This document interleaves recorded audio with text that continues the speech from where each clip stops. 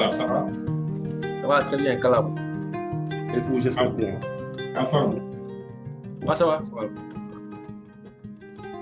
Bien, bonsoir aux autres. Donc, il est 10, je pense qu'on peut y aller, mais je ne vois pas la personne qui doit présenter le travail là. C'était une dame.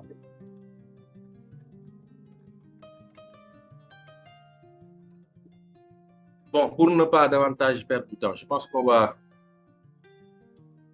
avoir une petite discussion par rapport à certains sujets.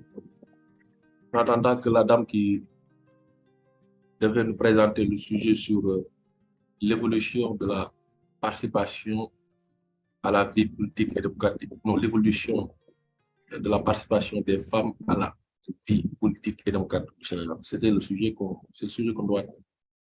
doit être exposé ce soir. Et il y avait une dame qui devait nous présenter. Je ne sais pas où elle est jusqu'à présent. Maintenant, on va démarrer quelques discussions de certains sujets en attendant qu'elle se connecte. Alors, je rappelle par exemple, la dernière fois, je pense que c'était Khar Diouf, M. Diouf, qui traitait le sujet le sujet intitulé l'Afrique subsaharienne francophone à l'épreuve de la bonne gouvernance. Donc, pour dire que la dernière fois, on était en train de parler sur la bonne gouvernance, sur le thème de la bonne gouvernance, et j'avais rappelé qu'à chaque fois que vous avez ces sujets-là, il faut savoir que c'est un sujet à 3 termes. Nous avons 3 termes. Les 2 termes principaux séparés par à l'épreuve de. C'est comme quand on avait un sujet, partenariat public-privé, par exemple, et financement du développement. Vous avez le premier terme étant partenariat public-privé, l'autre terme clé étant le développement et la conjonction de coordination qui les sépare. Et donc, cette façon de libeller le sujet oriente le plan à adopter. De la même manière, quand vous avez également des sujets de ce genre, on va après, on va traiter un autre sujet, parce que j'avais dit qu'au-delà du sujet qu'il faudra exposer, nous allons davantage faire des exercices installants pour nous mettre davantage dans les conditions du concours. Et donc, le sujet que j'ai proposé après, est libellé de la même manière, la démocratie à l'épreuve des médias sociaux. On va pouvoir en discuter. Je rappelle un peu que la méthodologie à adopter dans le cadre de ces types de sujets, à l'épreuve de suggère qu'un des termes clés est en train de souffrir l'autre. C'est-à-dire que, exemple, l'Afrique subsaharienne francophone à l'épreuve de la bonne gouvernance, on saurait dire que l'Afrique subsaharienne francophone souffre à cause de la bonne gouvernance. Non, c'est la bonne gouvernance qui souffre en Afrique. Et donc, la bonne gouvernance, on ne peut pas dire qu'elle est mauvaise. En soi, c'est d'ailleurs, j'avais même relevé, et cela allait du soir, que les experts internationaux de la Banque mondiale avaient pris toutes les bonnes choses du monde et l'ont rangé dans un seul panier pour nous sortir de la bonne gouvernance. Donc, la bonne gouvernance ne saurait être une mauvaise chose. Elle doit être appliquée. Bon, elle est appliquée par vous. Comme cela résulte des conditionnalités de la Banque mondiale vers les années 80, ou bien après les années 80, vous bénéficiez en tout cas de certains avantages, de certains faveurs de sa part. Et donc, elle suggérait beaucoup de choses comme la transparence, la participation qui renvoie à la démocratie, l'état de droit, l'efficacité et la responsabilité.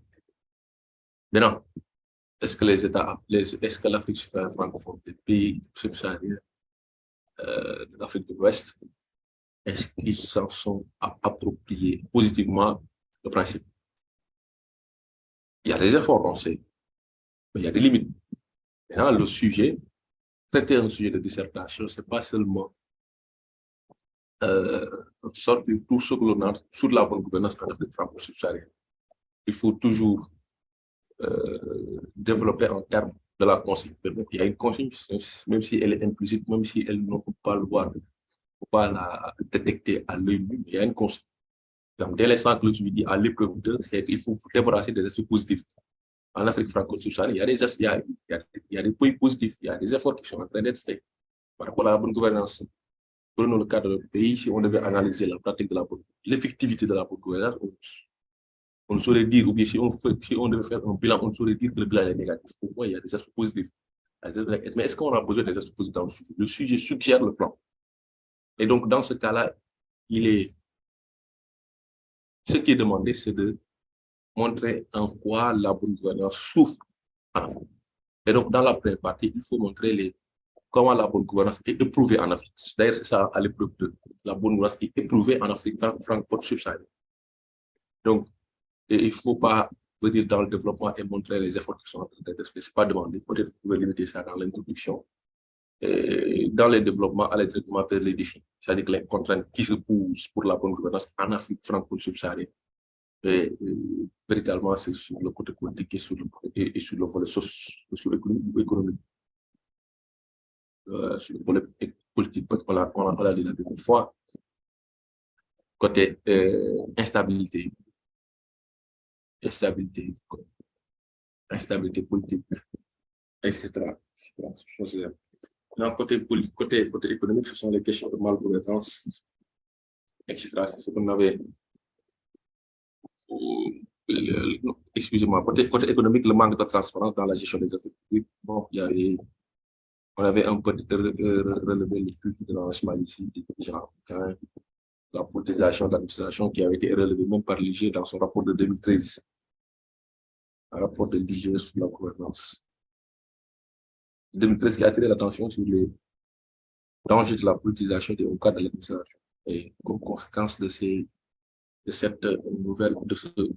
nouveau phénomène, c'est qu'il engendre des flux de cerveau, laxisme et une impunité dans l'application du texte. Et donc, quand vous montrez, alors, on l'avait dit dans le cadre de ça, dans le cadre du début de nos échanges, que véritablement dans un sujet général de gestion publique et de façon globale, généralement, peut-être en droit, on interdit ça, de donner des solutions.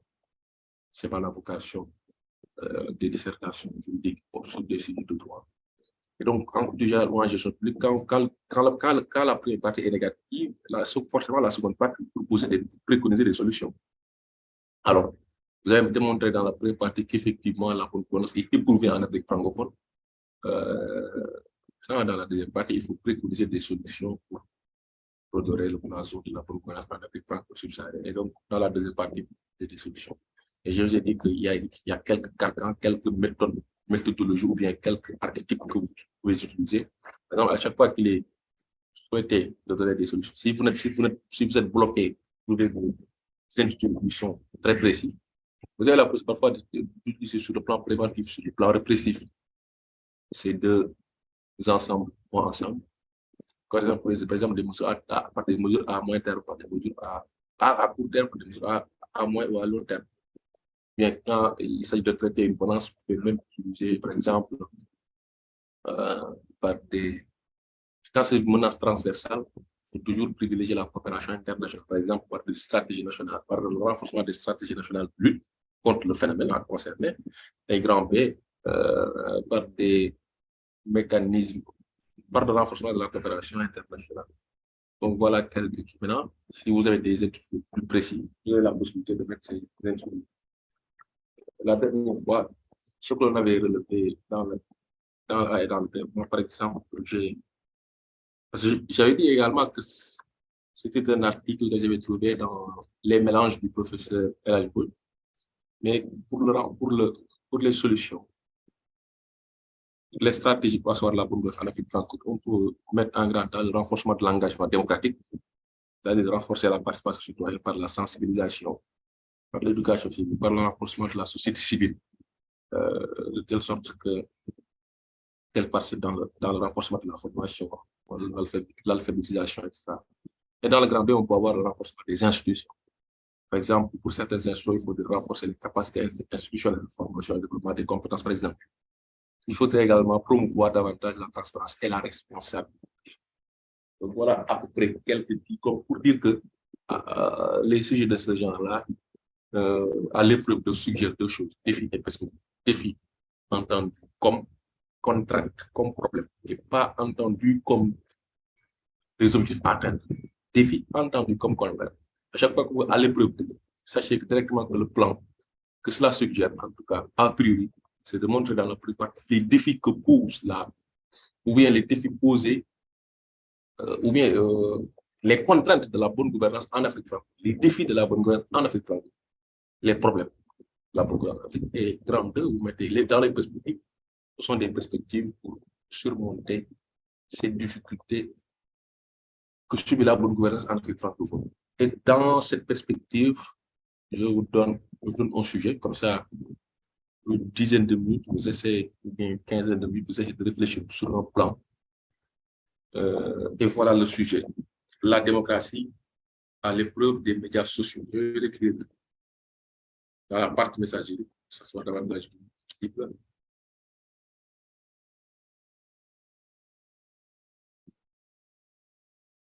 Je pense qu'on peut y aller. Hein. Il y a une proposition à nous faire par rapport à ce sujet. Il n'y a pas de volontaire. Encore 5 minutes, M. Diarade, si possible. Ah, d'accord, allez-y. Bon, il faut qu'on ait. Hein. Oui, je peux proposer un plan. Allez-y. Bon, je pense que le sujet, c'est la démocratie à l'épreuve des médias sociaux. Oui. Donc, le sujet fait référence aux nombreux problèmes occasionnés par les réseaux sociaux par rapport aux principes démocratiques. Et à ce niveau, j'ai dit en grand temps, les difficultés d'application de la démocratie face aux médias sociaux. J'ai dit grand A. Du point de vue des attentes... J'ai raté la première partie. Allez. Grand 1. Grand 1, oui. Les difficultés d'application de la démocratie face aux médias sociaux. Les difficultés d'application de la démocratie. Oui, face aux médias sociaux. D'accord. Grand A, du point de vue des attentes individuelles.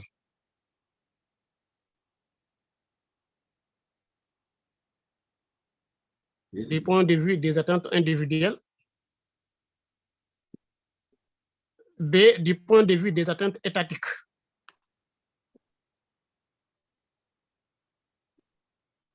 Du point de vue des attentes étatiques. D'accord.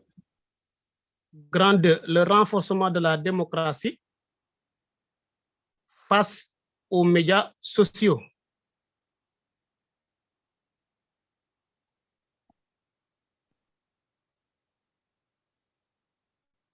Le renforcement de la démocratie face aux médias sociaux. Grand A. Oui. Par la régulation.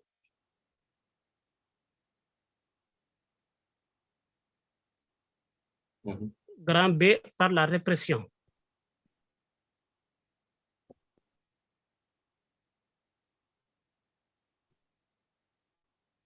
OK. D'accord.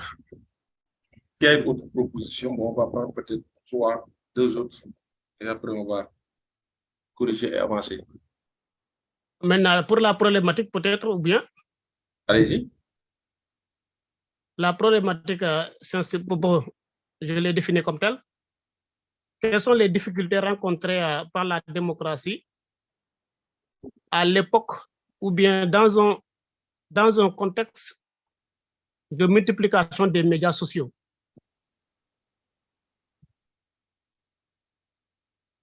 Quelles sont les difficultés rencontrées par la démocratie dans un contexte de multiplication des médias sociaux?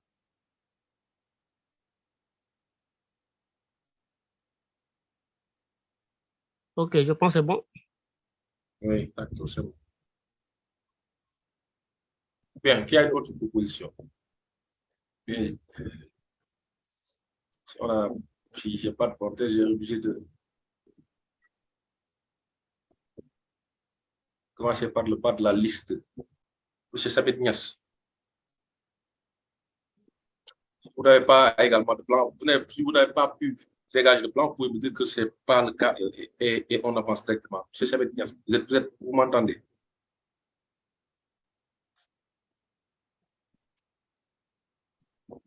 Monsieur Nias, si vous m'entendez, nous ne vous entendons pas. Oui, monsieur Nias. Oui. Bonsoir. Bonsoir. Bon, j'ai pris le cours, je vous ai pris en cours de route. Franchement, je n'ai même pas vu le sujet. D'accord, d'accord. Mais essayez de voir le sujet dans la part messagerie. Non, il n'y a rien là-bas. J'ai essayé de construire. Non, pas la plateforme. Donc, je me suis tardivement connecté. D'accord, mais je ne fais pas allusion à la plateforme de Tienko. Je fais allusion à la plateforme, c'est cette plateforme-là, Zoom. Il y a une partie messagerie. Il n'y a rien là-dessus, franchement. Ah bon? Lorsque nous nous connectons en retard, nous ne parvenons pas à voir. Ah, d'accord. D'accord. Je m'excuse, franchement. J'ai entendu Coli faire, mais je ne comprends absolument rien du tout. Voilà, je viens de réécrire le message, de vous renvoyer encore le message. Vous l'avez vu cette fois-ci? D'accord, merci beaucoup. Merci. D'accord.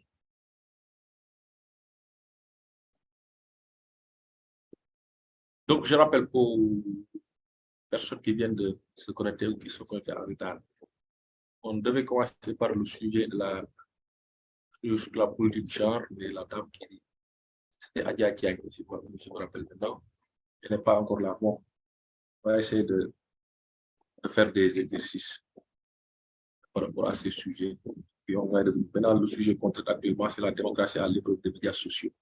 J'avais donné une quinzaine de minutes pour la préparation. Maintenant, je demande à ceux qui ont pu concocter des plans de nous.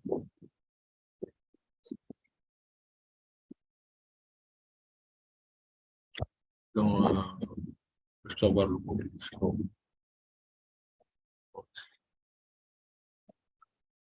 Monsieur Omar Diat, vous avez également, vous n'avez pas de plan. Et oui, Omar Diat, allez-y. Je voudrais essayer. Oui, allez-y. Salut tout le monde. C'est juste pour vous dire que c'est. Mais on vous entend faiblement. Oui, je dis que je suis nouveau. Oui.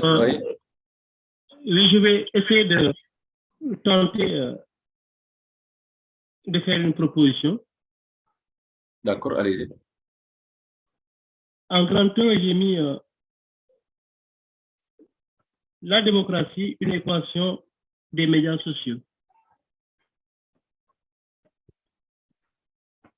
En grand A, j'ai mis du fait de la divulgation des infos confidentielles. Du fait de la limitation de la divulgation des infos, oui, des infos confidentielles.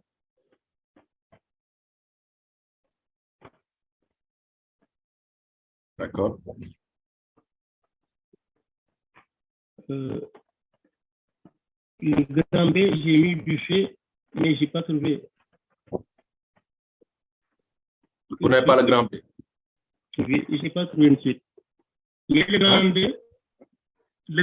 j'ai mis démocratie, un atout des médias sociaux. D'accord. En grand A, j'ai mis du fait de la liberté d'opinion.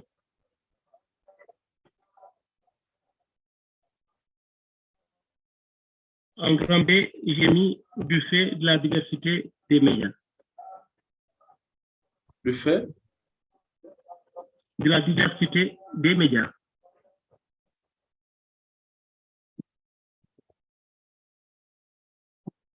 D'accord. D'accord, merci. Dernière Dernière proposition, je vais voir. Bon, on va appliquer la parité. Bon, même si 3, Madame Aminata Sen, si vous n'avez pas préparé, si vous n'avez pas encore préparé également, vous pouvez directement dire et puis on avance. Madame Sen. Bon, je viens de rejoindre aujourd'hui le groupe et je viens de me connecter. Ah, d'accord. Bon, d'accord, donc essayez de suivre, bon, suivez, puis bon, cela va de soi. Donc, suivez, hein, attentivement. Bon, c'est pas grave, je vais me limiter à ces deux et je vais. Après, on va revenir sur les autres par rapport aux autres sujets qu'on va. Bon, je rappelle que le sujet est la démocratie à l'épreuve des médias sociaux. Je rappelle que j'ai commencé, avant de donner le sujet, de donner la formule pour traiter ces types de sujets. Et la formule est la suivante. Allô? Oui. C'est M. Konaté. M. Konaté, allez-y. Voilà, je suis toujours au volant, mais je suis le courant en même temps. Oui. Bon, je me souviens quand j'étais la première, on avait un sujet comme ça par rapport au rôle des masses médias par rapport à la démocratie. Mais ici, c'est un peu inversé. Ouais. Je crois que comme sujet de plan, la problématique qui est posée, c'est celle de, comme on l'a dit dans le sujet, donc, de la démocratie face à l'épreuve des médias sociaux. Maintenant, on aurait pu avoir peut-être un grand T, c'est-à-dire que les caractéristiques d'abord essentielles d'une démocratie, d'une part, et d'autre part également, du rôle des médias dans, le renforcement de la démocratie, deuxièmement également dans l'éducation et l'éveil des citoyens. Maintenant, la problématique qui est posée maintenant, est-ce que aujourd'hui, par rapport à ce que nous vivons, ces médias sociaux-là jouent ce rôle-là ou pas? Le rôle de renforcement de la démocratie, mais le rôle également d'éveil et d'éducation des populations. Donc, c'est à ce niveau-là, je crois qu'il va falloir carrément problématiser le problème pour voir si ces rôles-là n'est pas joué, qu'est-ce qu'il faudrait faire éventuellement en termes de perspective pour arriver à ce qu'ils puissent vraiment jouer le rôle qu'on attend d'eux dans une démocratie. Mais également, le hic dans cette affaire-là, toujours par rapport au plan, autant on aurait souhaité qu'il en soit ainsi, autant également, aujourd'hui, les médias sociaux, quand même, ont une force qui dépasse quelquefois la force de certains États. Si on prend le cas des GAFA, Google, Apple, etc., écoutez, leur puissance dépasse quelquefois la puissance de certains de nos États. Et qu'aujourd'hui, non seulement on ne peut pas compter avec eux, d'une part, et d'autre part également, même avec eux également, il n'est pas possible que certaines restrictions, par exemple, puissent être faites par rapport à la puissance publique. Voilà le problème que nous avons avec ce qui s'est passé tout récemment dans notre pays, par exemple. Il est difficile de restreindre certaines libertés. Ils appellent eux liberté d'opinion et d'expression. En France, on a eu ce problème-là. Je crois qu'ils vont légiférer après les événements qu'ils ont connus pour la restriction des médias sociaux, par exemple, en cas d'émeute ou de problème du genre. Donc, autant on aurait souhaité qu'ils jouent ce rôle-là d'éducation et de renforcement de la démocratie, autant il y a des travers que nous avons tous constatés qui font qu'aujourd'hui, il y a une nécessité quand même de recentrer les choses. Autant on voudrait le faire, autant également, est-ce qu'on en a les moyens par rapport à la puissance également exercée par ces mass médias-là, ces médias sociaux. Voilà un peu la problématique, hein, du rôle que les caractéristiques essentielles d'une démocratie, du rôle que ces médias-là doivent jouer dans le renforcement de la démocratie et l'éveil des citoyens. Mais la problématique se pose en termes de puissance qu'ils ont par rapport à certains États et également à ce qu'on a comme difficulté pour les amener à jouer effectivement ce rôle-là. On aurait souhaité d'eux. Et le défi qu'il y a aujourd'hui, demain, et pour peut-être les années à venir, c'est comment faire avec ces médias sociaux. Parce que la coexistence, elle est forcée, on n'y peut absolument rien, malheureusement.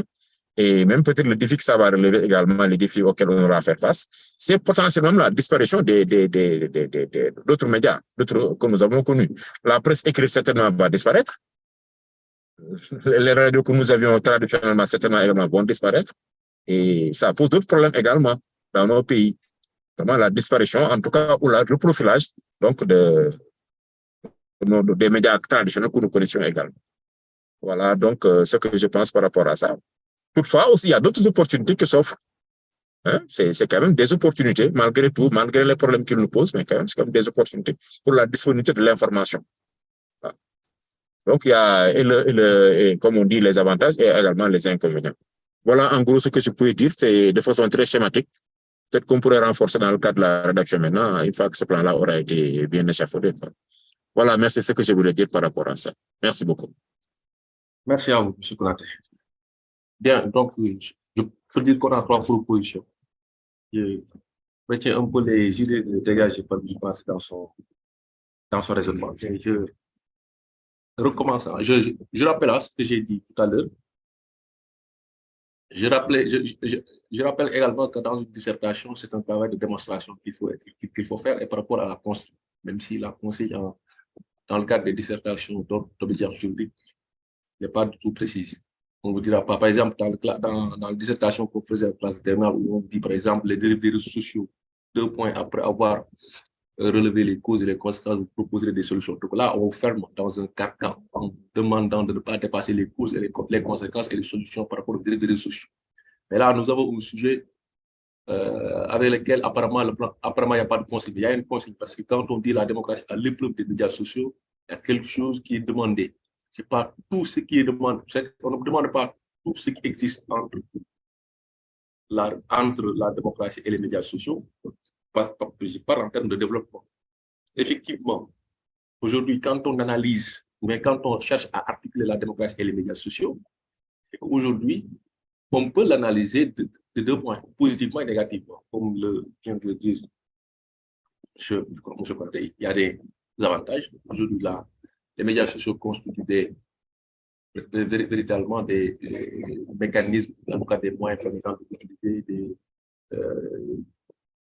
permettant une mobilisation politique, des mécanismes ou des moyens permettant notamment à certaines populations qui sont marginalisées de participer au débat public, etc. Donc, les médias sociaux, du point de vue positif, ou bien de ce point de vue, du point de vue des avantages, ont beaucoup d'opportunités par rapport à la démocratie. Mais est-ce que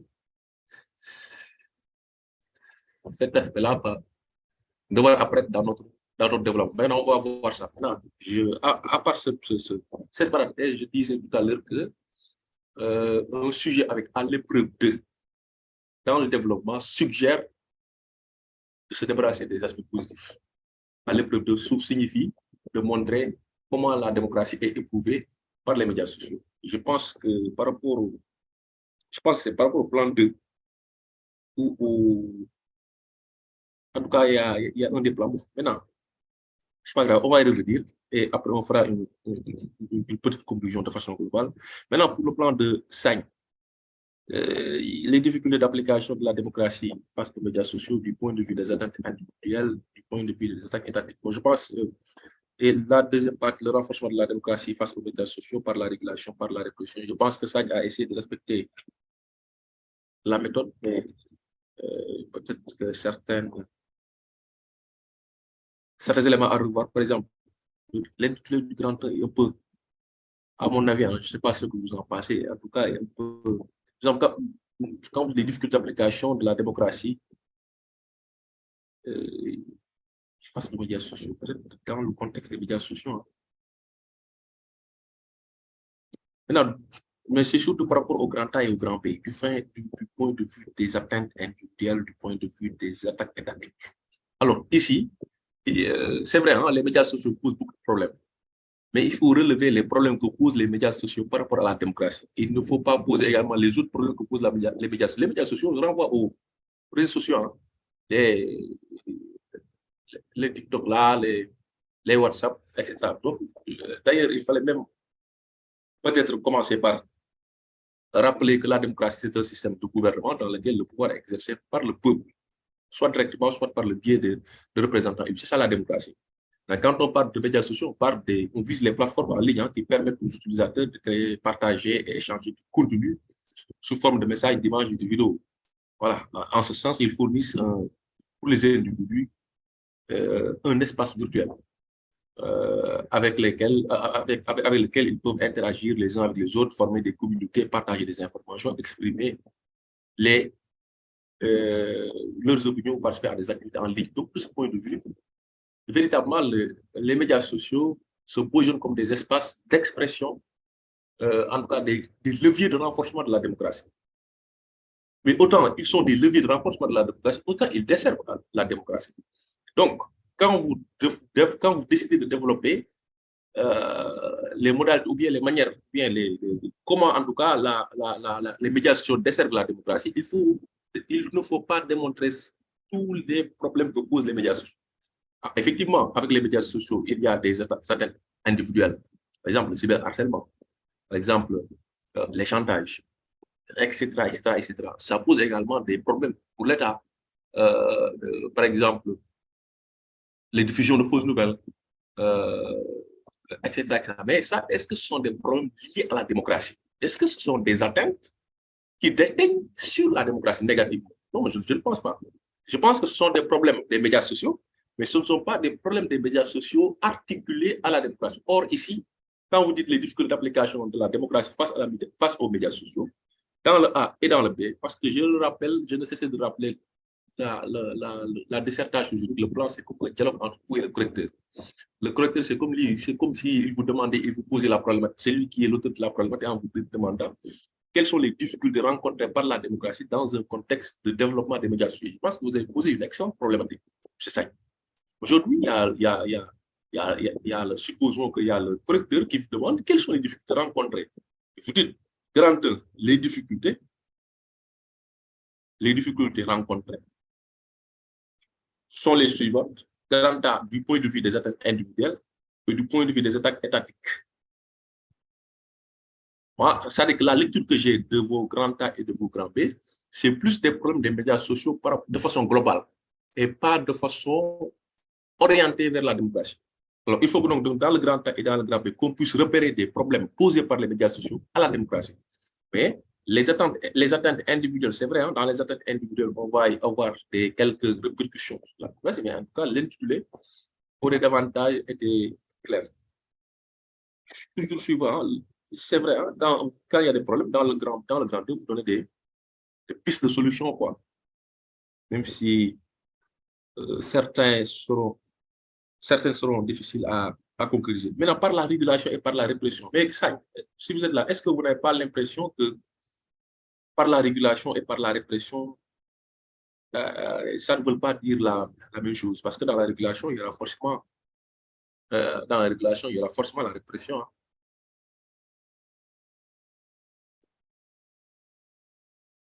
Hein. Monsieur Saïd.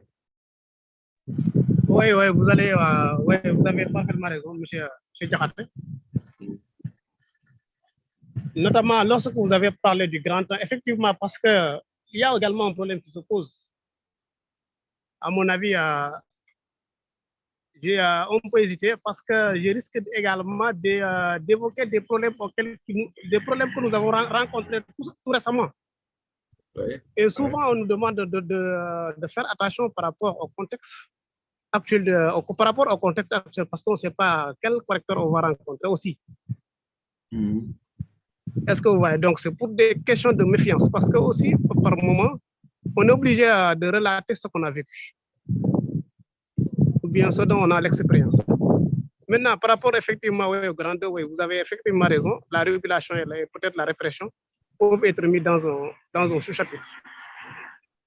Mais je disais que pour la régulation, il y a peut-être sensibiliser les internautes d'abord, on les sensibilise, c'est un moyen de régulation, et aussi par la répression, peut-être, il y a là aussi la censure, peut-être, qui consiste en moyen de répression. Tout à fait. Ok, merci. Oui, mais dès l'instant que vous avez la répression, avant la répression, mais il faut la prévention. C'est ça, vous pouvez utiliser ça dans le grand temps. Parce qu'aujourd'hui, peut-être il est difficile de lutter contre la démocratie par exemple, par rapport à la répression. Mais on peut viser un peu la prévention.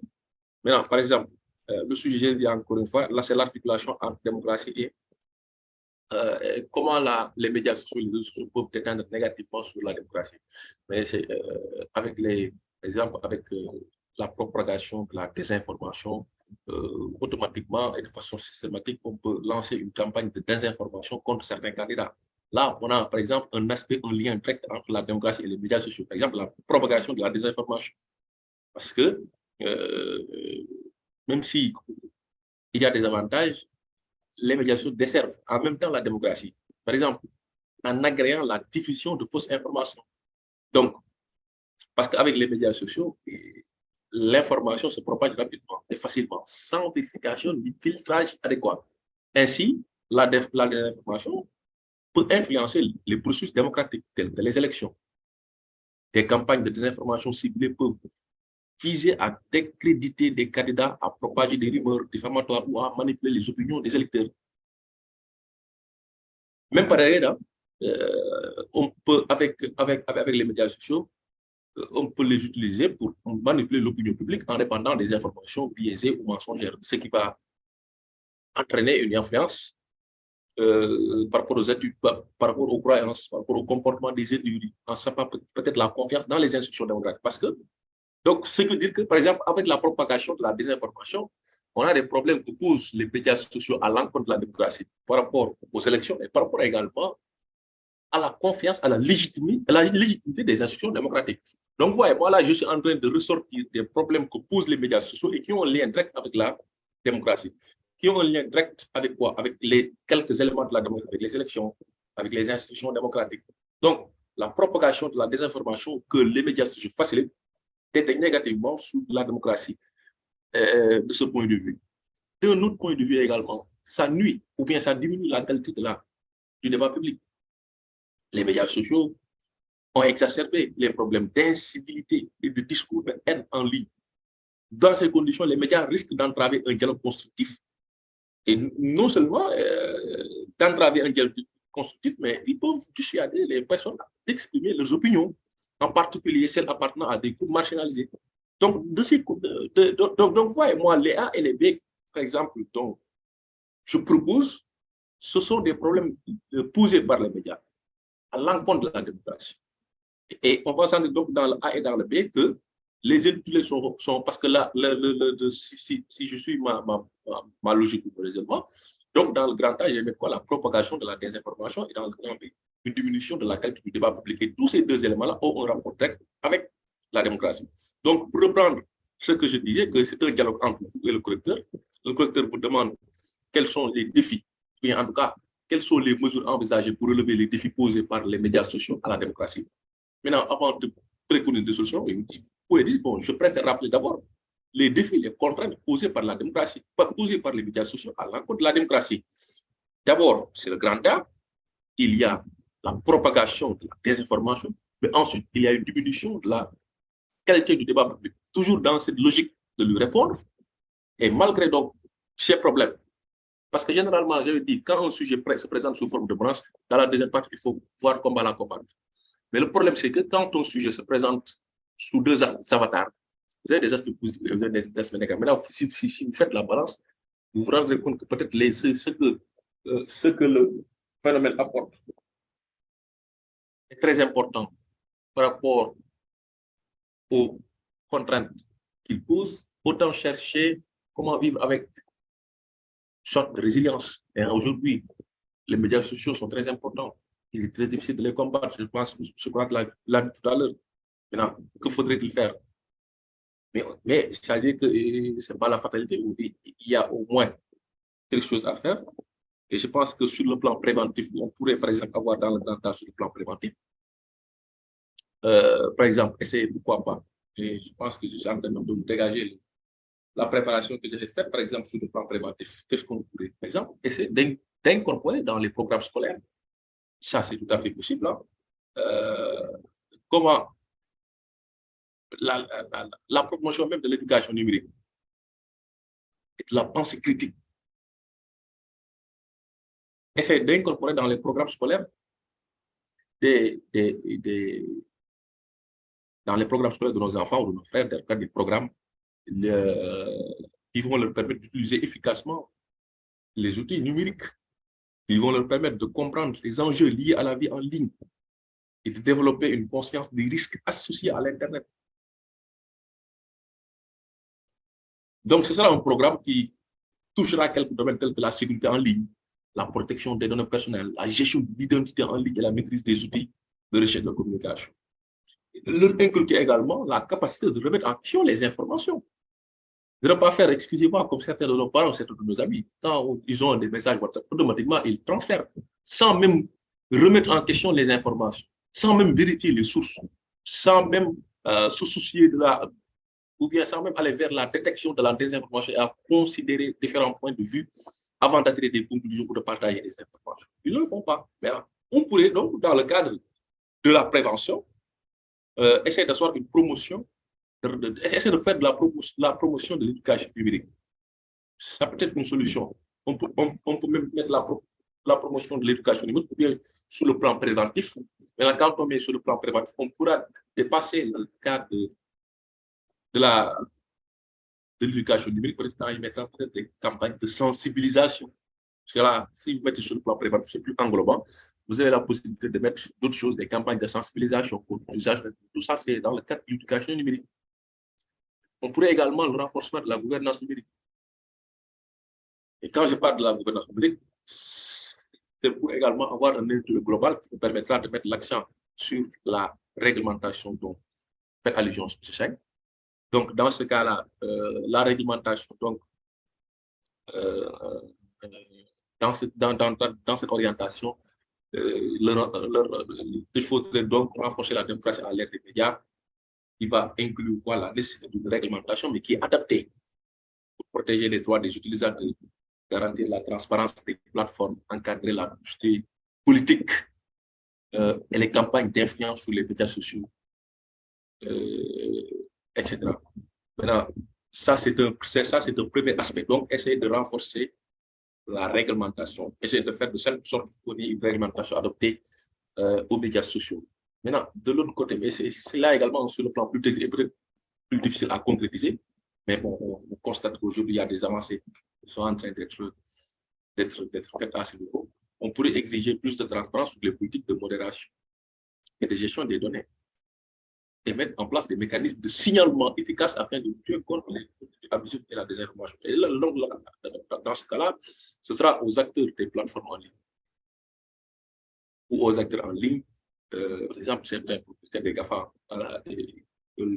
etc., de mettre par exemple des algorithmes ou bien en tout cas des mécanismes permettant de filtrer ou bien en tout cas de signaler certains contenus qui sont abusifs, certaines désinformations. Donc, pour dire que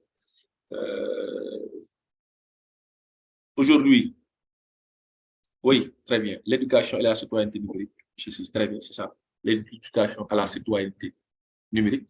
On pourrait avoir ça parce que moi j'ai mis directement l'éducation numérique, mais ça c'est excellent également. On va avoir l'éducation à la citoyenneté numérique.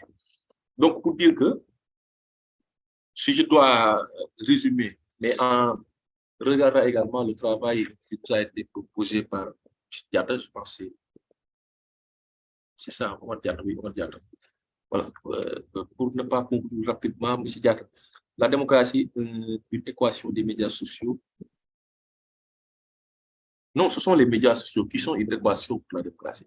Parce qu'ici, le problème, ce n'est pas la démocratie. Ce n'est pas la démocratie qui pose un problème aux médias sociaux. Ce sont les médias sociaux qui posent un problème à la démocratie. Et donc, du fait de la divulgation des informations confidentielles, le grand B. Le grand B, je peux mettre du fait de la divulgation de fausses nouvelles. Du fait de la divulgation de fausses nouvelles. Oui. Oui. C'est la désinformation, divulgation de fausses nouvelles.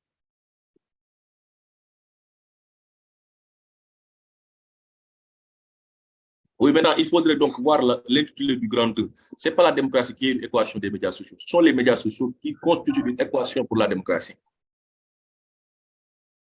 Maintenant, le grand 2 n'a pas sa place parce que dès l'instant que vous dites que c'est une équation, maintenant, il faut essayer dans le grand 2 de le résoudre. De la résoudre, l'équation. Donc, il ne faut pas donner les attentes. Sinon, parce que dans une dissertation, les plans sont solidaires. Vous quittez A et vous quittez pour quitter le grand 2 pour aller au grand 2, il doit y avoir une logique. Les médias sociaux constituent une équation pour les médias sociaux. Maintenant, de grand 2, les médias sociaux, une équation de la démocratie, une équation pour la démocratie à résoudre. Grand temps. Comment? Par la prévention, comment également par la répression. Ça également, on peut avoir. Maintenant, donc, pour dire, hein, effectivement, M. Kouyaté, par rapport également à votre proposition, effectivement, on peut avoir ces 3 temps-là, les avantages des médias sociaux à la démocratie, les inconvénients des médias sociaux à la démocratie. Maintenant, quelle solution pour ces? Maintenant, si le sujet était donné, démocratie et médias sociaux tout court, on pourrait avoir ce type de plan-là où on va avoir tous ces 3 éléments-là dans le développement. Dans ce cas, par exemple, on pourrait avoir, par exemple, les médias sociaux ont un levier de développement, montrer dans le A et dans le B comment les médias sociaux arrivent à consolider le développement, la démocratie. Mais dans le grand 2, par exemple, la démocratie, un levier, non, les médias sociaux, un levier de la démocratie à consolider. Alors, quand on dit à consolider, il faudra montrer comment, pourquoi et comment. Maintenant, pour le pourquoi, il faudra, vous avez la possibilité de montrer les contraintes, les défis que posent les médias sociaux à l'encontre de la démocratie. Et maintenant, dans le grand P, essayer d'aller vers des pistes de solutions. Maintenant, tel que le sujet nous est donné, on a pour avoir beaucoup d'informations, il faut qu'on se limite à ce qui nous est demandé. Parce qu'il y a de ces sujets pour lesquels il faut savoir, bon, je ne sais pas, peut-être ceux qui ne sont pas encore trop humiliés par rapport à certaines dissertations. Il y a de ces sujets. Automatiquement, quand vous lisez, vous pouvez être en mesure de savoir ce que le collecteur attend. Parce qu'un sujet pareil, je pense que tout le monde a la possibilité d'en parler. Aujourd'hui, tout le monde a la possibilité de parler des médias sociaux et de la démocratie. Donc, le défi résidera, le défi va résider dans un plan à soumettre. Est-ce qu'il faut convoquer tous les savoirs que nous savons sur les médias sociaux et la démocratie, ou bien est-ce que nous devons simplement convoquer les informations ou bien les savoirs demandés par le sujet? Et le sujet demande comment les médias sociaux peuvent éprouver la démocratie. Et c'est ce qu'il faudra mettre dans la première partie et les solutions dans la deuxième partie. Je pense que c'est ce qui était attendu par rapport à ce sujet, mais de façon globale, les médias sociaux servent et desservent en même temps la démocratie. Et donc, il faut donc voir comment concilier ici, aujourd'hui, les médias sociaux. Donc, pour dire, par exemple, moi, je vais vous soumettre après le document par rapport à... Moi, j'ai directement mis les défis posés par les médias sociaux à la démocratie. Grand A, propagation de la désinformation. Et grand B, diminution de la qualité du débat public. Maintenant, grand 2. Et donc, dans la deuxième partie, voir les stratégies de renforcement de la démocratie à l'ère des médias sociaux. Donc, par la promotion de l'éducation numérique et par le renforcement de la gouvernance numérique. Est-ce qu'il y a des questions rapidement? On essaie de les évaluer avant de voir notre sujet.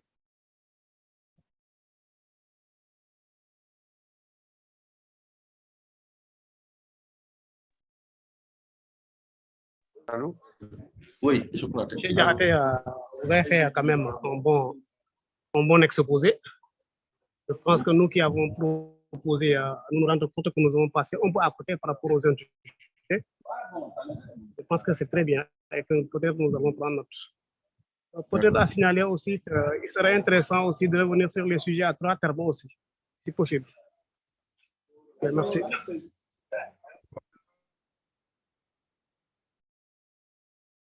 Je crois que vous voulez prendre la parole. Allô? Oui. Allô? Oui, Ouais, oui. je disais donc que peut-être vous avez posé le défi de la prévention, le défi de la répression. Oui. Je pense qu'au-delà de la prévention et de la répression également, il va falloir penser également à un défi lié à la restriction même. Je ne pense pas que la répression soit liée à la restriction. En réalité, perçu sous un certain angle, les médias sociaux constituent une menace pour la démocratie.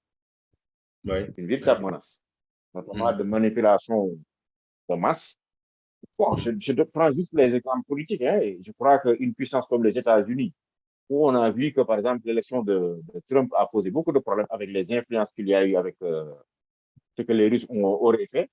Vous voyez, c'est peut-être ce que j'ai dit un peu politique, mais ce qu'on constate, c'est qu'en réalité, et même à ce niveau de puissance-là, il y a des problèmes. Donc, les gens ont dit que peut-être il a influencé les élections-là par le biais des mass médias, en tout cas, et des médias sociaux, pour entasser même le déroulement d'une élection.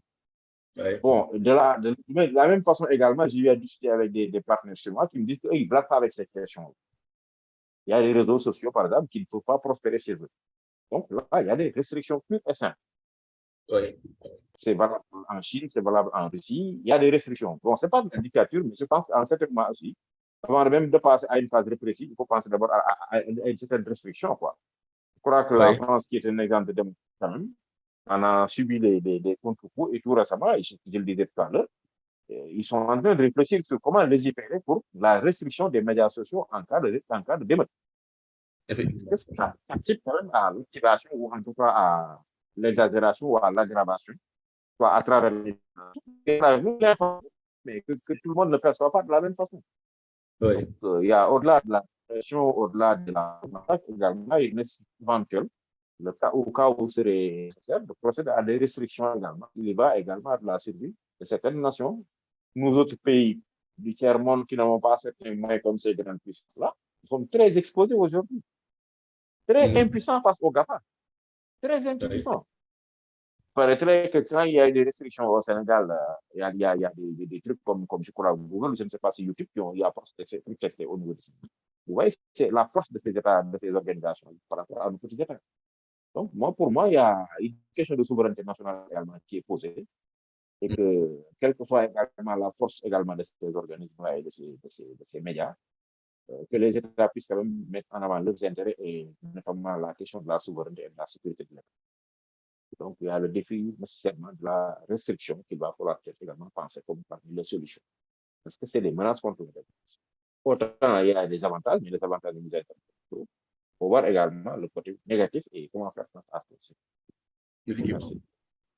Merci. Je pense que ce sont des interventions très intéressantes et qu'on pourrait peut-être ranger dans le cadre du renforcement de la réglementation, essayer donc de prévoir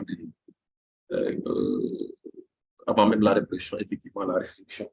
Donc, dans ce cas-là, si on devait intégrer, par exemple, dans ce travail, on devait mettre ça dans le cadre de la réglementation. Merci.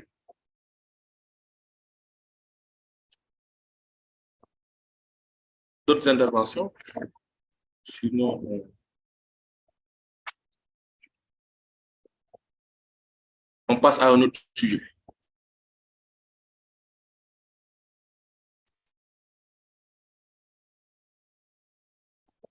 Alors, bon, on va faire le sujet qui devait nous être présenté par...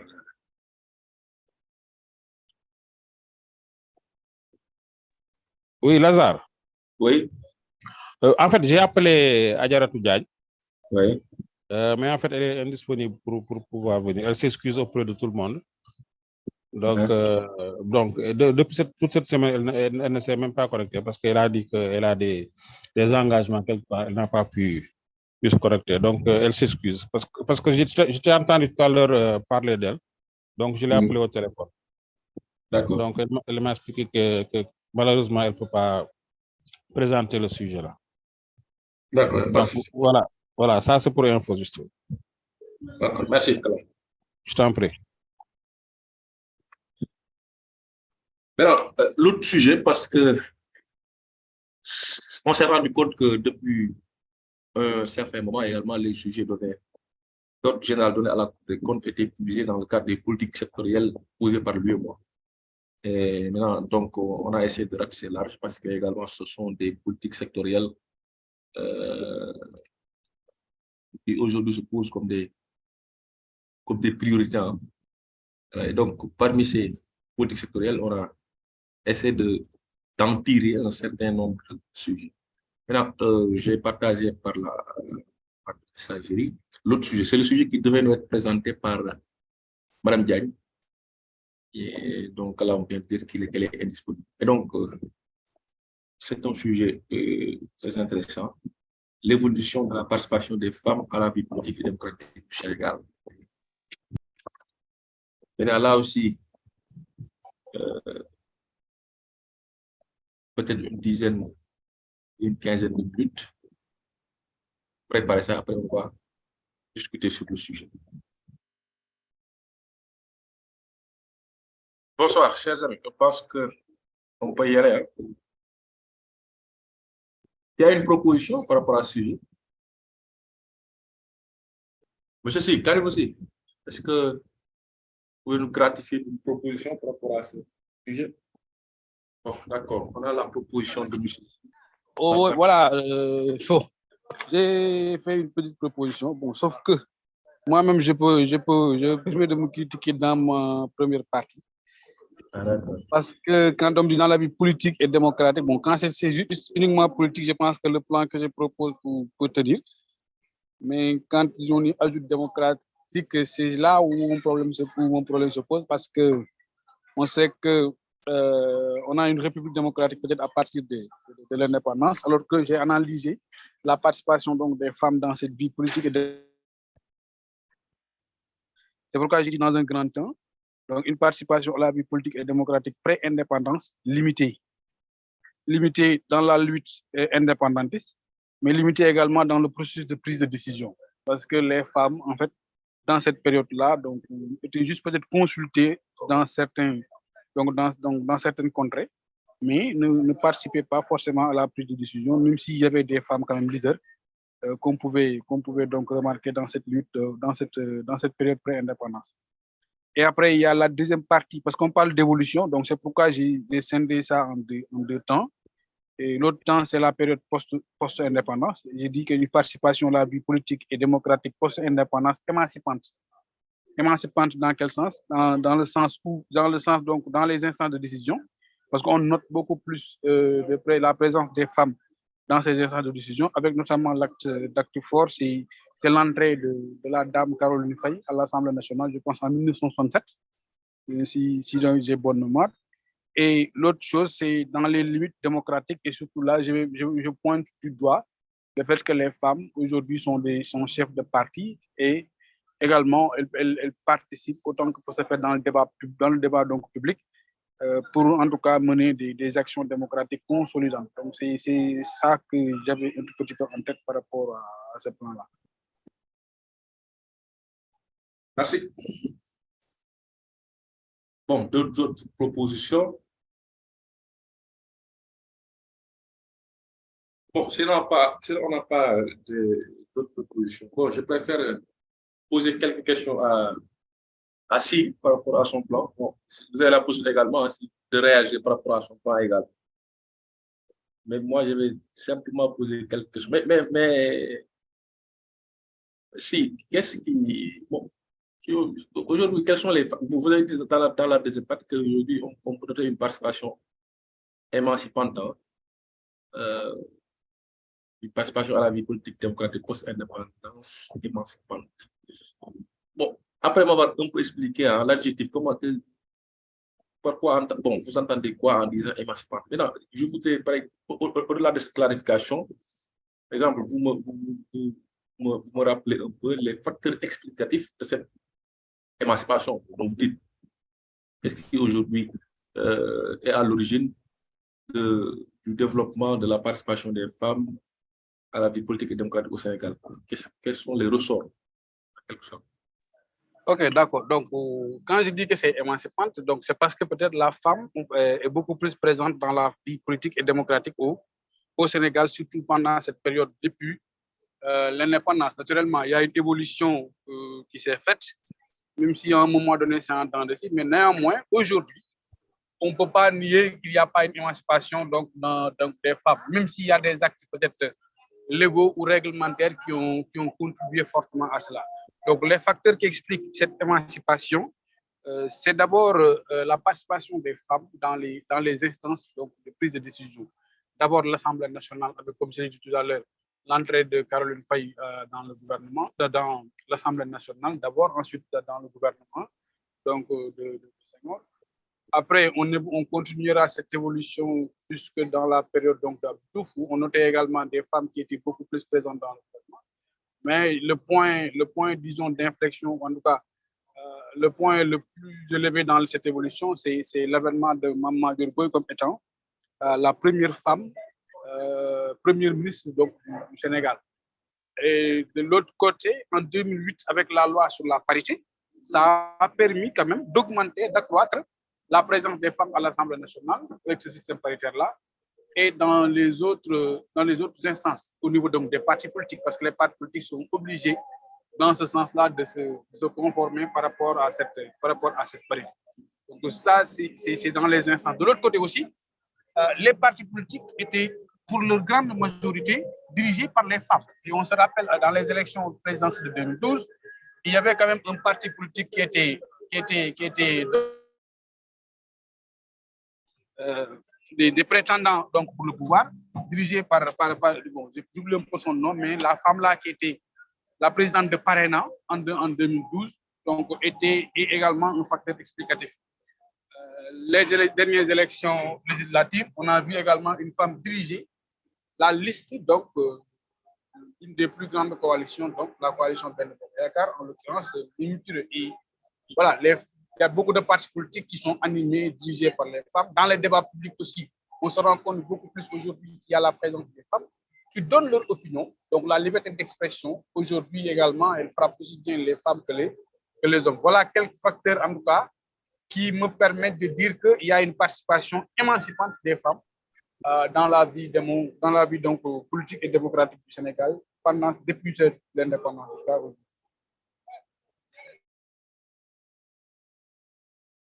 D'accord, donc je retiens de vos propos que les facteurs explicatifs, vous avez cité la loi de la parité, je pense que c'est la loi de 2010. Vous avez cité également comme facteur, mais la participation de femmes comme Mama Diorgoy, comme étant la première ministre sénégalaise. Effectivement, bon, c'est pas bien ça, est-ce que c'est un facteur? Je suis d'accord avec le fait que vous dites que avec la loi sur la parité, c'est un facteur explicatif. Mais bon, le fait d'avoir des femmes Premier ministre, ce n'est pas tout un facteur, mais étant une manifestation, c'est-à-dire la réalité, la concrétisation de cette participation, la démonstration de cette participation des femmes à la vie politique sénégalaise. Mais toujours, par exemple, bon, je ne sais pas pourquoi vous n'avez pas évoqué, par exemple, également la lutte des organismes féministes. Ça également, on peut l'invoquer également comme étant l'un des facteurs qui a permis en tout cas plus de participation des femmes à la vie politique et à la vie démocratique. Mais il y a également, je ne sais pas également, bon, peut-être vous l'avez dit, c'est mal entendu, les initiatives gouvernementales, les programmes de développement, par exemple.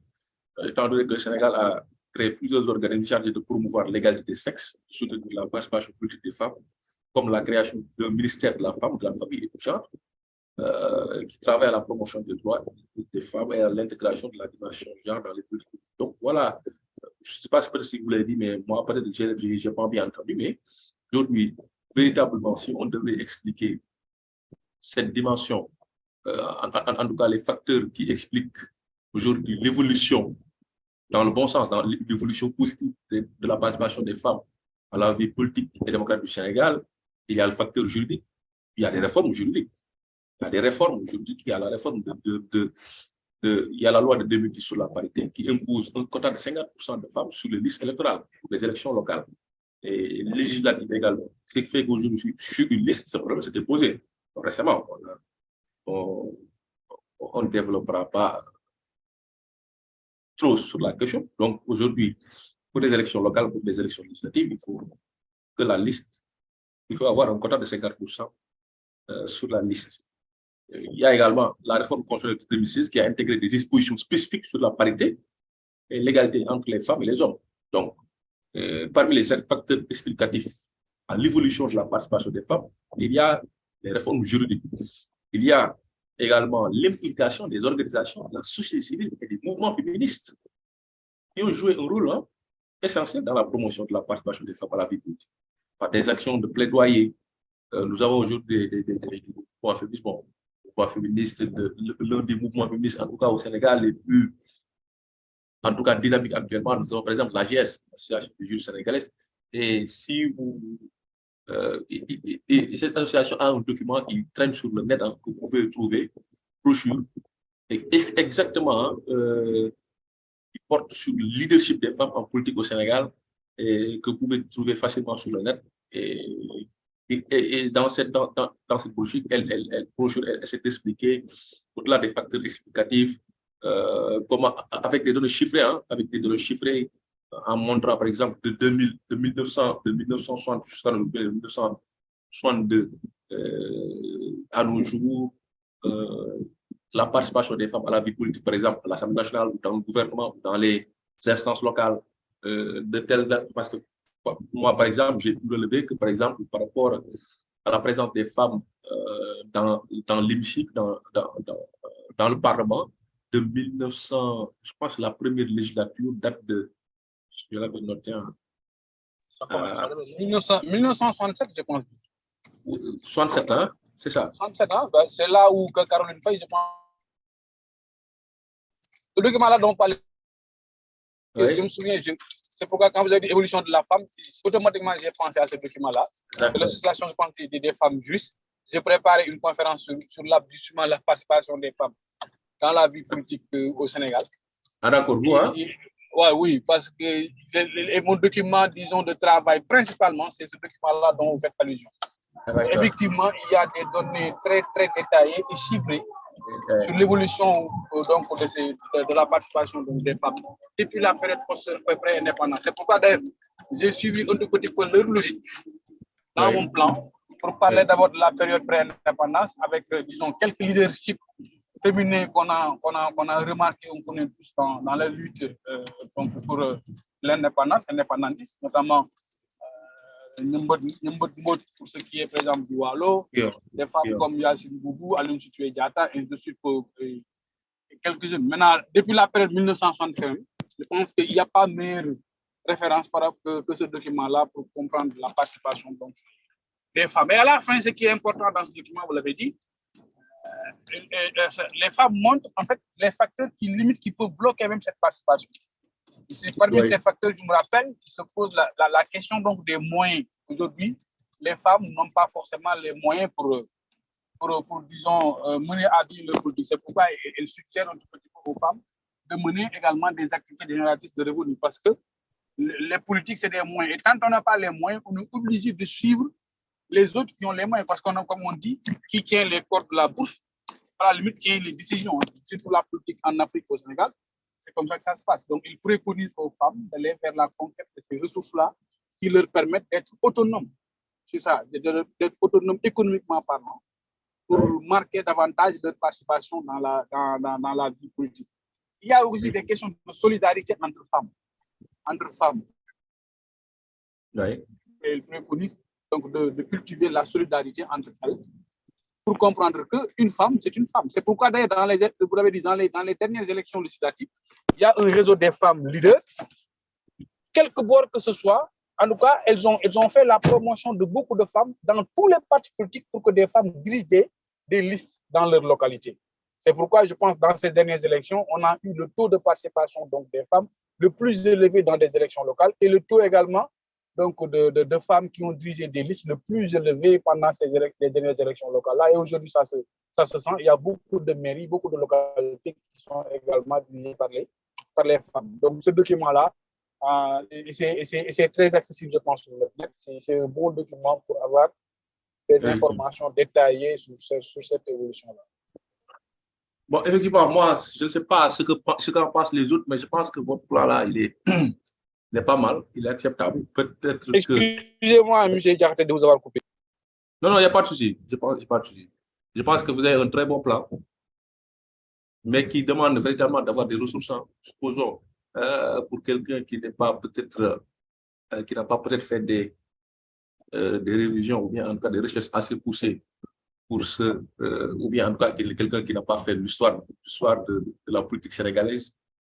Maintenant, pour votre première partie-là, participation à la vie politique, à la démocratie dans la lutte indépendante. Bon, limité, vous avez dit limité, une participation à la vie politique démocratique pré-indépendance limitée dans la lutte indépendante, dans le processus de prise de décision. Et là, il faudra véritablement faire un effort de réflexion. Hein. C'est un très beau plan, peut-être, je ne sais pas s'il n'y a pas de risque dans le cadre d'un concours où vous êtes devant le fait accompli. Mais en tout cas, c'est un bon plan si vous arriverez à...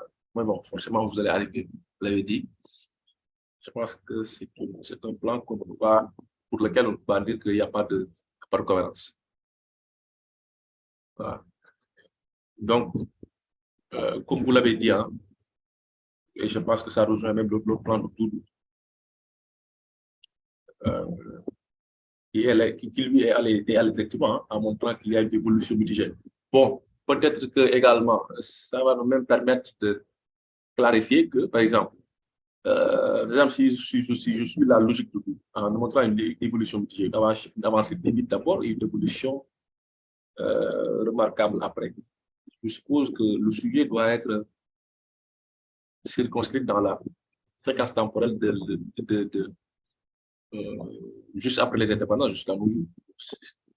Donc, pour dire que dans la partie de l'introduction, il y a cette partie qu'il faudra donc essayer de dire que vous, en tout cas, l'approche temporelle, la séquence temporelle par rapport à votre travail concerne la période allant des indépendances, allant de l'indépendance du Sénégal jusqu'à nos jours. Et peut-être dans cette séquence, nous avons une avancée timide d'abord, parce qu'effectivement, nous avons, comme tout à l'heure on l'a dit, hein, avec la première législature, par exemple, parce que quand on dit l'évolution, la participation des femmes à la vie démocratique politique, par exemple, viser les institutions démocratiques, la participation des femmes dans les institutions démocratiques, telles que l'Assemblée nationale, où on compte que juste après nos indépendances, la première législature qui date de 1957, en tout cas par rapport au document de la plateforme WILDAF, qui a été incorporé dans le document, dans la brochure des femmes juristes du Sénégal, la première législature qui date de 1957 à 1963, on avait 0 femmes parlementaires. La deuxième législature qui est de 1963, donc par rapport à la deuxième République du Sénégal, juste après le problème entre le président Senghor et Dia, nous avons une femme parlementaire. La troisième législature, 2 femmes. Quatrième législature, 4 femmes. Cinquième législature, 8 femmes. Bon, c'est vrai que ça avance.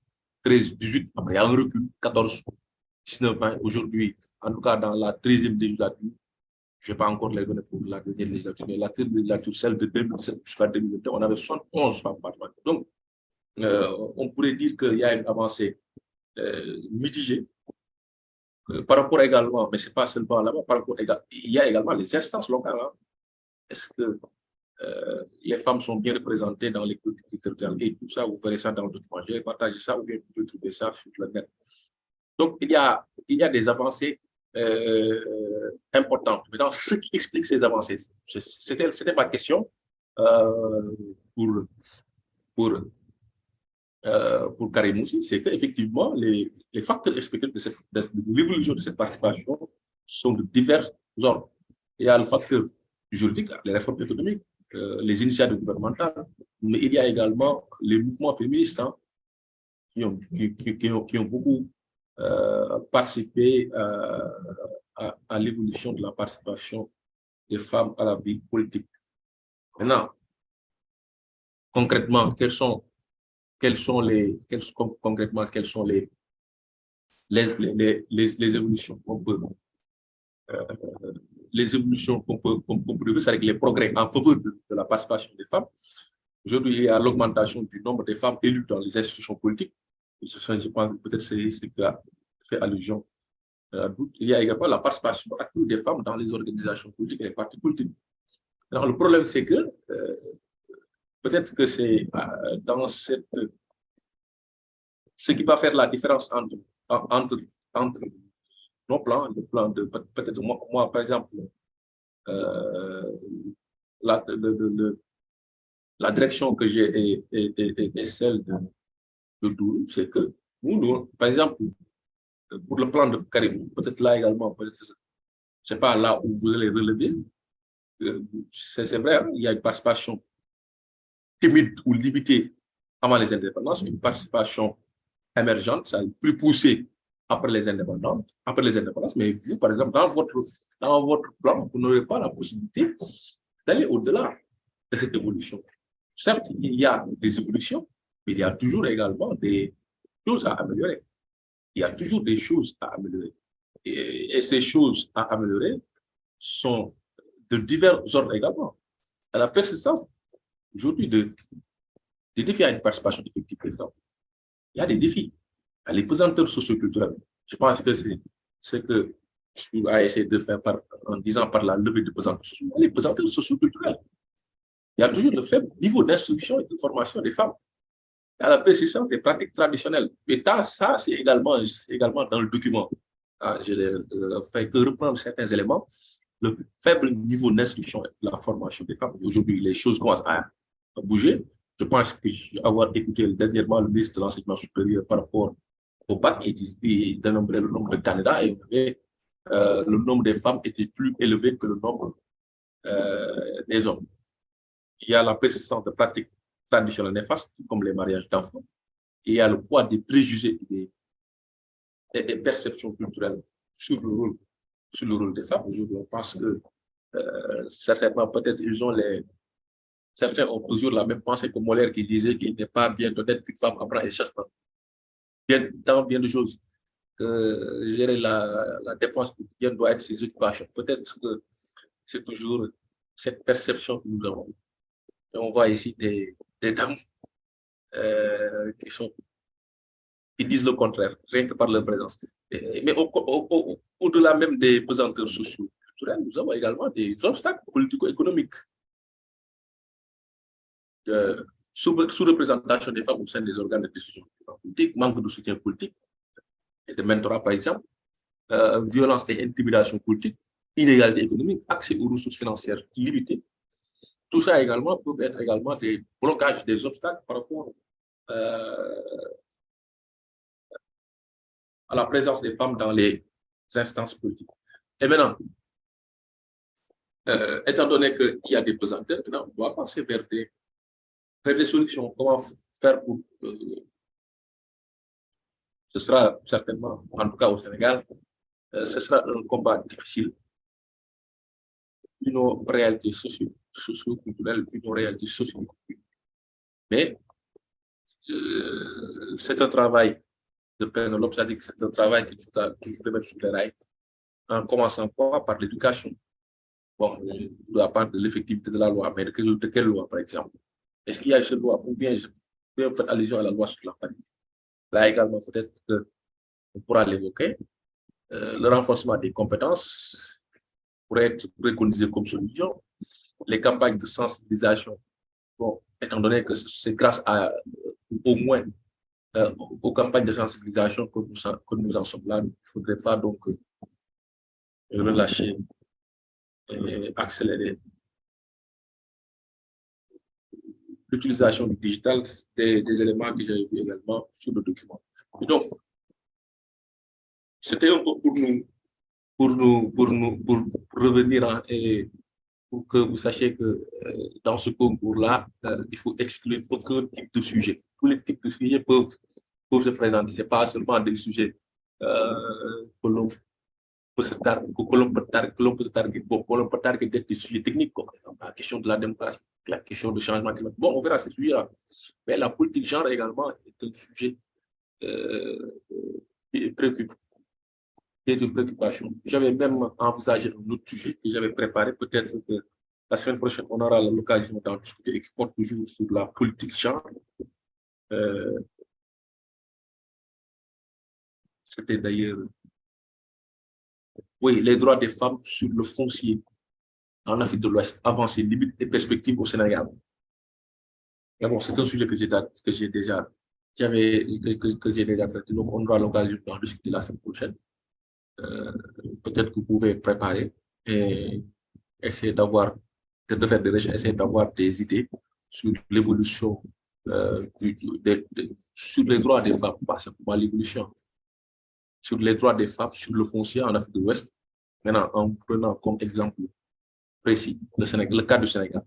Et donc, il faudra donc un peu questionner les avancées des droits des femmes sur le foncier, les limites et les restrictions. Donc, vous voyez, on est en train d'aborder le même sujet, en tout cas la même thématique par rapport à une autre dimension. Comme tout à l'heure également, hein, la question des médias sociaux, effectivement, je crois que l'a dit, hein, les médias sociaux également, les médias sociaux ne posent pas seulement un problème pour la démocratie, elles posent des problèmes de sécurité, elles posent des problèmes de sécurité aussi bien pour l'État que pour les élus.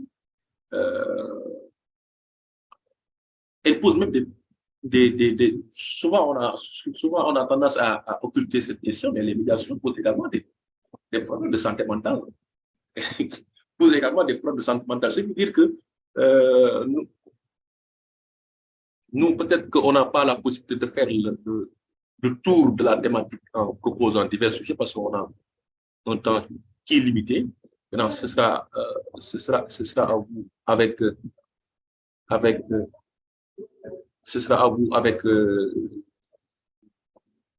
la thématique centrale de faire d'autres sujets, d'élargir la réflexion par rapport à la thématique des médias sociaux, les problèmes aujourd'hui que posent les médias sociaux, aussi bien pour la démocratie, aussi bien pour la sécurité, hein, aussi bien pour la santé mentale. Et quand je parle de sécurité, c'est sécurité pour l'État, c'est sécurité également pour les individus. La question de santé mentale, la santé mentale aujourd'hui également préoccupe récemment, mais c'est le cas avec TikTok. Hein.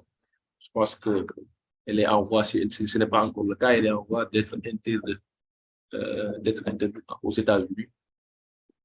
Je pense bien. Donc, je pense qu'une des raisons qui avait été développée, les questions de santé mentale. Donc, c'est à vous donc hein, de développer, non pas faire le tour de la question. Donc, on essaie davantage de vous cadrer par rapport à la méthodologie, de pouvoir utiliser vos connaissances par rapport à ce qui est demandé, par le sujet. Donc, également sur les droits des femmes, ou bien sur la politique de genre. Aujourd'hui, on a mis l'accent sur l'évolution de la participation des femmes et je vous rappelle par exemple.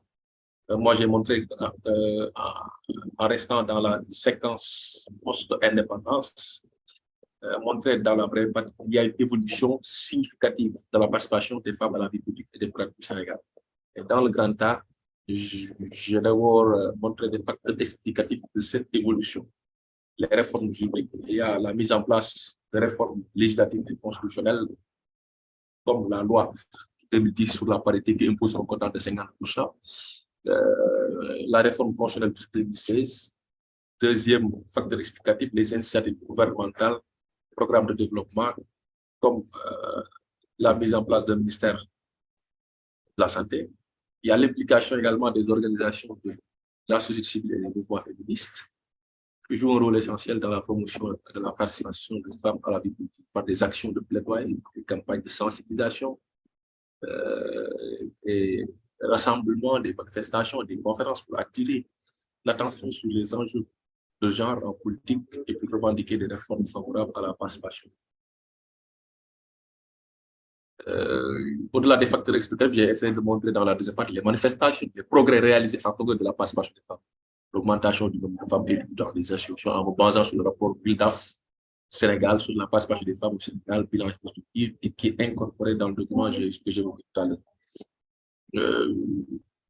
En prenant quelques chiffres, aujourd'hui, le taux de présence des femmes dans le gouvernement est de 20%. C'était en 2019, je pense bien, 40% en 2002, alors qu'il était de 10% dans les gouvernements de 1968, le gouvernement d'Abdou Diouf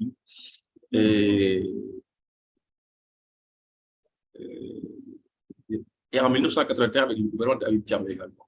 Donc, les femmes dans les gouvernements représentaient 10% dans les gouvernements de 78 et de 81. Donc, aujourd'hui, on peut dire que véritablement, même s'il y a une avancée timide au départ, à l'arrivée, il y a une avancée mais significative.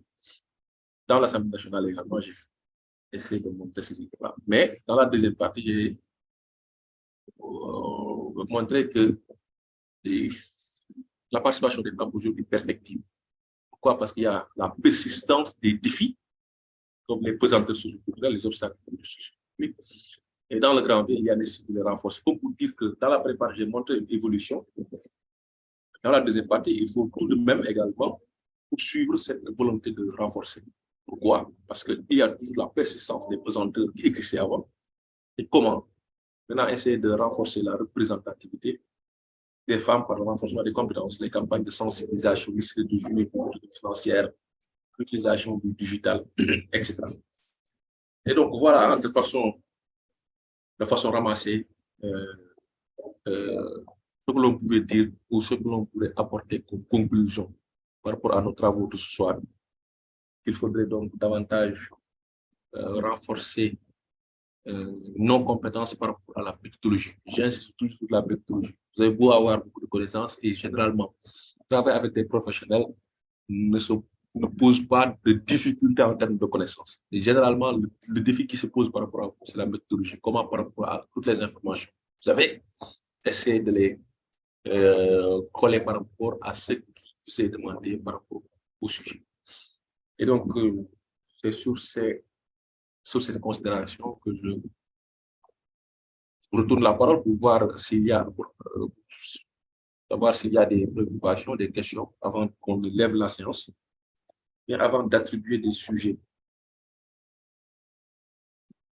samedi prochain.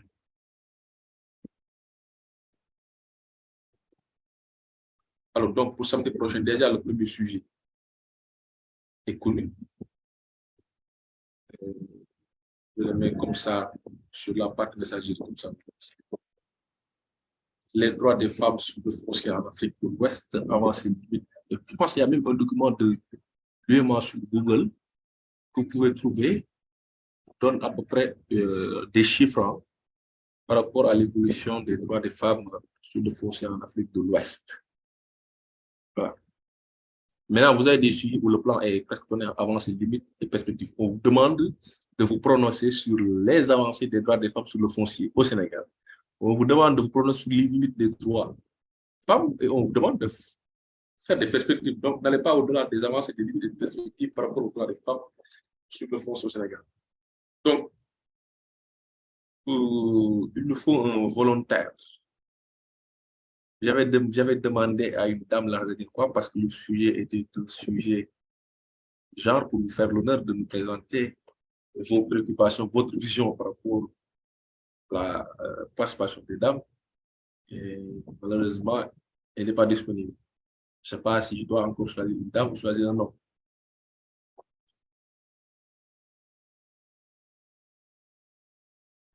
Bon, les dames qui s'affichent, en tout cas, il y a toute la de scène, le nom commence par A, il y a Studio.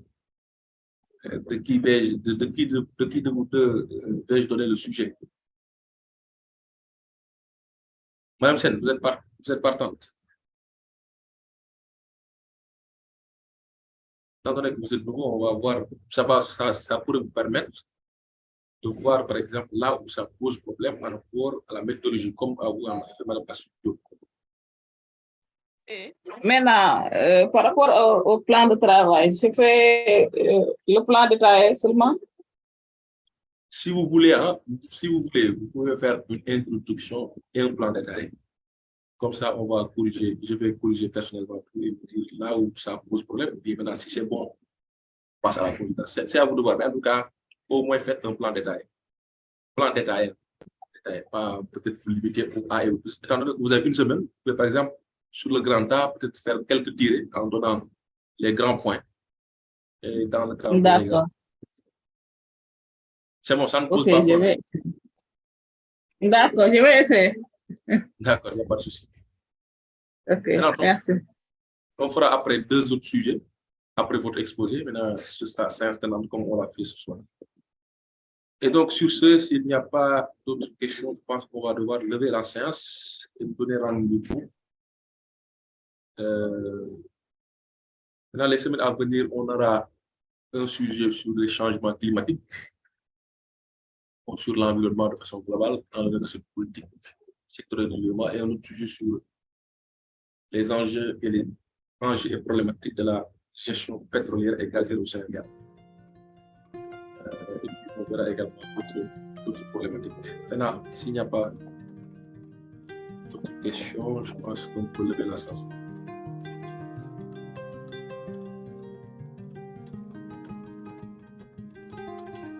Madame Sen, essayez de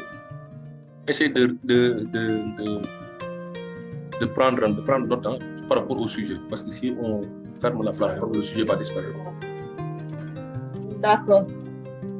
Ok. C'est déjà fait. Ok, merci. Parfait. Donc, bon, on se dit donc à samedi prochain et merci à tous pour votre attention et votre participation. À la semaine prochaine. Merci et bonne fin de soirée et bon week-end. Merci. Au revoir. À la prochaine. Merci. Merci. Au revoir. Merci.